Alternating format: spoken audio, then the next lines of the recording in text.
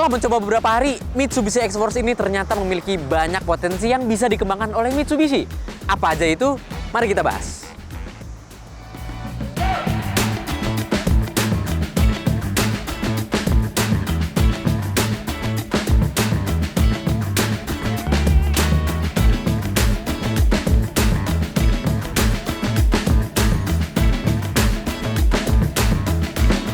Kali ini kita nggak akan bahas detail soal Mitsubishi X-Force karena kita udah bikin 3 video review dan 1 video komparasi untuk Mitsubishi X-Force. Jadi, kalau kalian pengen tahu detail soal Mitsubishi X-Force, kalian langsung melipir aja ke video di atas link sini. Ya, sekarang kita mau cari tahu potensi apa aja sih yang ada di Mitsubishi X-Force. Yuk. Poin pertama, sebenarnya Mitsubishi X-Force ini punya potensi di mana dia memiliki kelincahan berkendara untuk diajak di dalam kota maupun luar kota. Kenapa? Karena dari akurasi setirnya yang benar-benar sensitif. Jadi kita toel dikit tuh dia bannya berasa belok. Terus feedback setirnya yang progresif, naik ngikutin kecepatan mobilnya juga. Jadi nggak serta-merta langsung tiba-tiba berat, nggak serta-merta langsung tiba-tiba ringan. Jadi kita high speed di Mitsubishi X-Force ini, setirnya berat biar gampang dikontrol. Namun ketika kita mau parkirin si Mitsubishi X-Force ini, setirnya jadi lebih ringan biar gampang untuk dikendalikan. Belum lagi ngomongin soal pengeremannya yang bisa kita urut jadi pengeremannya itu nyaman. Nggak ada brake diving sama sekali atau istilahnya nungging ketika kita melakukan pengereman di Mitsubishi X-Force ini. Tak terkecuali suspensinya. Ya, mungkin kalian udah nonton beberapa review lain bilang kalau misalkan Mitsubishi X-Force ini punya suspensi yang keras. Tapi bagi kita, ini tuh untuk mengakomodir dimensinya yang memang paling besar di kelasnya. Jadi Mitsubishi X-Force ini memang paling gambot sehingga settingan suspensi keras tersebut itu mesti diperlukan. Karena kalau misalkan Mitsubishi X-Force ini memiliki dimensi yang gambut tapi suspensi yang kelewat nyaman, mobilnya bakal berasa limbung banget. Tapi di Mitsubishi X-Force ini, settingan suspensinya itu memiliki stroke yang panjang atau jarak main yang panjang, namun dengan rebound yang cepat sehingga terasa keras. Atau mungkin lebih tepatnya kita bilang itu kaku. Keras tuh rasanya kayak geradak-geruduk. Itu tuh rasanya kayak lawannya yang ada di merek Hategak gitu. Ya, itu geradak-geruduk kerasnya. Tapi kalau di sini kerasnya itu lebih ke kaku, stiff, yang nggak berasa mentok.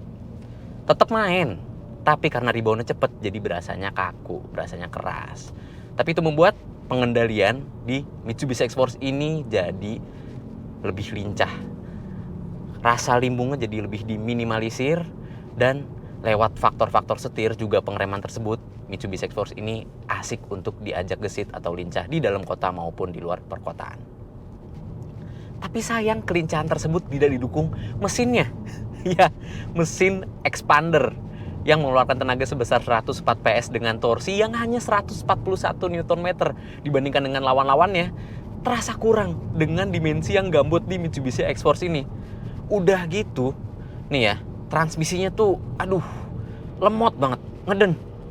Kalau kita injek pedal gasnya,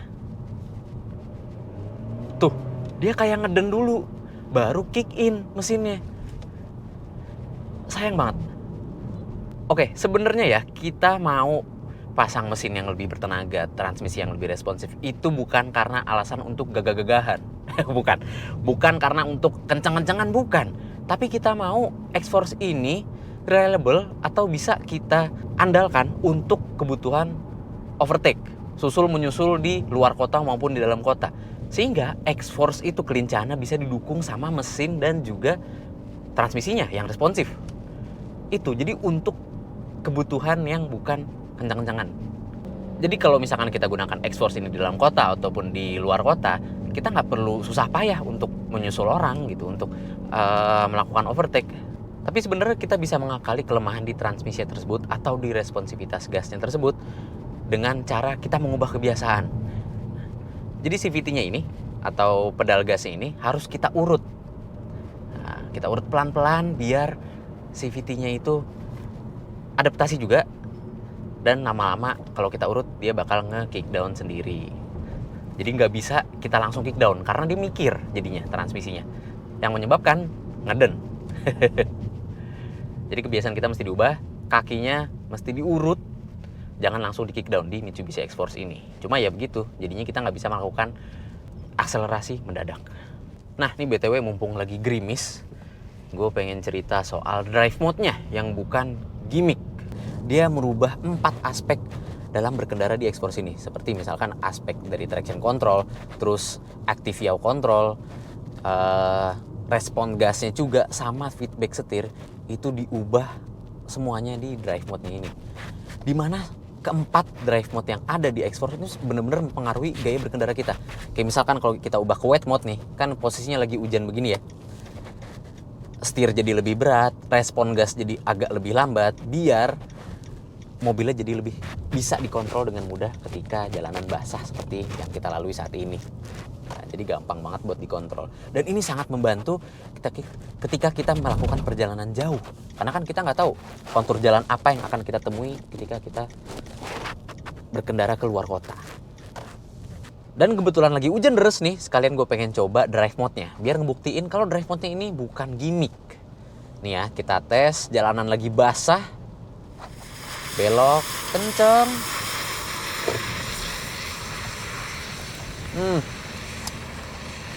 Gila. Coba kalian tebak, itu gue belok kecepatan berapa coba? 70 km per jam. Hidung masih masuk, walaupun emang buntutnya agak ngebuang dikit karena dimensinya yang gede ya. Tapi berkat suspensinya yang stiff, kaku, terus juga drive mode yang benar-benar bukan gimmick, active yaw control, traction control, dan intervensi setir juga gasnya yang bisa dikontrol dengan baik, sehingga jalanan basah seperti ini pun dapat dilewati dengan mudah dengan drive mode di wet. Jadi bukan gimmick ya. Poin kedua, sebenarnya Mitsubishi X-Force ini bisa memiliki kekedapan kabin yang bagus lewat karakter kekedapan kabin ala Mitsubishi yang kalian rasakan di Xpander juga. Dan dengan tambahan sound speaker Yamaha yang waktu kita bandingin waktu komparasi video yang di atas ini ya, itu kita bandingin memiliki suara akustik yang paling bagus di antara ketiga mobil tersebut. Sebenarnya kenyamanan di Mitsubishi X-Force ini bisa, apa istilahnya, amazing gitu. Bisa kita katakan bagus. Cuma karena kembali lagi settingan suspensinya yang keras. Jadi walaupun membuat kontrol Mitsubishi X-Force ini bagus, tapi karena settingan suspensinya yang kaku atau keras tersebut, sehingga suara dari jalanan itu terdengar jelas sampai ke kabin. Walaupun memang tereduksi, tapi tereduksinya itu bukan sekelas yang Xpander. Jadi bisa kita katakan kekedapan kabinnya masih sedikit di bawah Xpander. Jadi potensinya atau potensi dari kenyamanan si Mitsubishi X-Force ini masih kurang maksimal. Dengan memiliki dimensi yang paling luas di kelasnya, otomatis membuat Mitsubishi X-Force ini memiliki kabin yang paling lega di kelasnya juga. Sebenarnya itu potensi yang juga bisa dikembangkan oleh Mitsubishi karena dengan 5 penumpang yang lebar-lebar ya luasnya, terus bagasi yang paling luas juga di kelasnya, ditambah tonneau cover juga bawaan dari pabrik dibandingkan dengan merek H-Tegak yang sebelah yang tidak menyiapkan tonneau cover sama sekali. Mitsubishi X-Force ini cocok untuk diajak keluar kota lewat kelegaan kabin tersebut. Namun sayang kelegaan kabin tersebut kurang dimaksimalkan dengan ketiadaan atap kaca yang tidak terlihat di Mitsubishi X-Force ini. Karena memang Mitsubishi memiliki alasannya tersendiri. Katanya kalau misalkan ditambahkan atap kaca atau panoramic sunroof atau panoramic roof, membuat kinerja dari sound speaker Yamaha-nya itu jadi kurang maksimal. Tapi menurut kami itu bukan alasan yang bagus juga. Kenapa? Karena kita lihat kereta dengan Bose-nya, lalu lihat mobil-mobil di level atasnya, Mercedes dengan Burmeister. Mereka juga punya atap kaca loh, tapi memiliki sound speaker yang bagus juga. Jadi kenapa nggak ditambahin aja atap kaca biar memaksimalkan potensi dari kelegaan kabinnya. Oke, sekarang kita bahas soal head unit nih, yang di video sebelumnya udah kita bahas kalau head unit sebesar 12,3 inci ini kurang smooth. Jadi kalau kita gerakin animasinya itu patah-patah banget. Padahal di mobil kekinian udah banyak banget yang head unitnya emang lebih kecil dibandingkan dengan si X-Force ini. Tapi animasinya itu smooth. Rasanya tuh nggak ada patah-patahnya sama sekali. Cuma di X-Force ini tuh patah-patah. Tapi ya, padahal kalau misalkan kita ganti, kita ubah pakai mode Android Auto atau Apple CarPlay, kalau kita gerakin animasinya itu padahal smooth banget. Tuh. Jadi kita curiganya software bawaan head unit ini yang ngebuat animasinya itu jadi patah-patah. Padahal ya kalau kita ganti Android Auto lancar-lancar aja animasinya bagus. Itu aja sih sebenarnya kekurangan di head unitnya. Sebenarnya itu potensi yang bisa dikembangkan di head unitnya tuh. Patah-patah cuma pas mode standarnya, bukan pas Android atau Apple CarPlay. Oh ya, ada satu hal lagi yang gue sadari setelah gue memakai harian si X-Force ini, yaitu posisi setir sama speedometernya. Jadi kalau misalkan kita lihat dari posisi pengendara ya, atau driver, itu pedal gas sama pedal remnya segaris dengan kursi pengemudi. Cuma kalau misalkan kita lihat setirnya, itu agak ke kiri sedikit, dan speedometer itu lebih ke kiri lagi. Jadi setir dan speedometernya condong ke tengah, mengingatkan gue akan posisi berkendara mobilnya Sebastian Loeb untuk kompetisi Pikes Peak Hill Climb. Apakah ini ada sangkut pautnya dengan cara kita berkendara untuk Mitsubishi X-Force ini? Ya, biarkan itu jadi rahasia ilahinya Mitsubishi.